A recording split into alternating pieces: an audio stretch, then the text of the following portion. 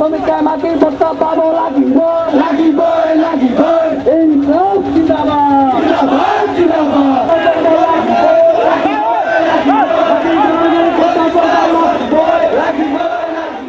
থলুৱা ভূমিহীনক মাটি পট্টা দিয়াৰ দাবীত বৃহস্পতিবাৰে গুৱাহাটী কপালে কৃষক মুক্তি সংগ্ৰাম সমিতিয়ে দীঘলী পুখুৰীৰ পাৰত হাজাৰ হাজাৰ ৰাইজ সমবেত হৈ পুঁজিপতিক পানীৰ দৰত মাটি দিয়াৰ বিৰোধিতা কৰে।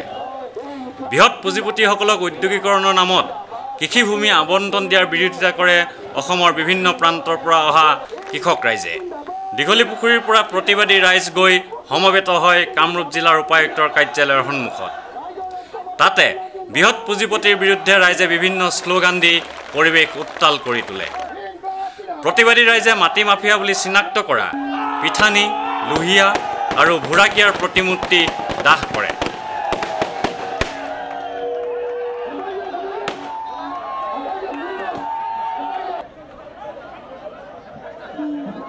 কৃষক নেতা অখিল গগৈৰ নেতৃত্বত 6জনীয়া এটি প্ৰতিনিধি দলে দিছপুৰলৈ গৈ ৰাজহ বিভাগৰ অতিৰিক্ত সচিবৰ লগত তেওঁলোকৰ দাবী সম্পৰ্কে আলোচনা কৰে।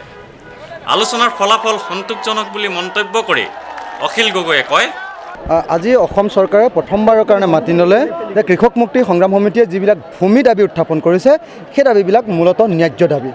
সেই দাবী কথা মানি ল'লে অসমত এখন কম্প্ৰেহেনচিভ লেণ্ড এক্ট হ'ব বুলি আজি ঘোষণা কৰা হৈছে। তাৰ কাৰণে মুখ্যমন্ত্ৰী আৰু ৰাজহ মন্ত্ৰীৰ লগত আলোচনা হ'ব বুলি কোৱা হৈছে। 2 নম্বৰ, অসমত এটা কিমান মানুহৰ কিমান মাটি আছে তাৰ ওপৰত এটা লেণ্ড ছাৰ্ভে হ'ব, কম্প্ৰেহেনচিভ লেণ্ড ছাৰ্ভে হ'ব।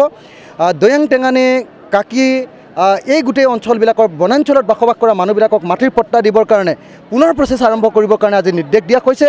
আজি নিৰ্দেশ দিয়া হৈছে যে গুৱাহাটীৰ মানুহবিলাকক মাটিৰ পট্টা দিব বুলি ঘোষণা কৰা হৈছে। কেৱল এটা তাৰিখক লৈ আমাৰ অলপ বিতৰ্ক চলি আছে। গতিকে মুখ্যমন্ত্ৰীৰ লগত অনতিবিলম্বে আলোচনা হ'ব লাগে বুলি তেওঁলোকে প্ৰস্তাৱ দিছে।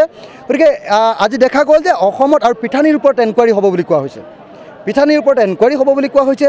লোহিয়া, ভোৰাকিয়া যিবিলাক মানুহে মাটি দখল কৰিছে সেইবিলাক এনকুৱাৰী হৈ তেওঁলোকৰ ওপৰত বিহিত ব্যৱস্থা ল'ব বুলি কোৱা হৈছে।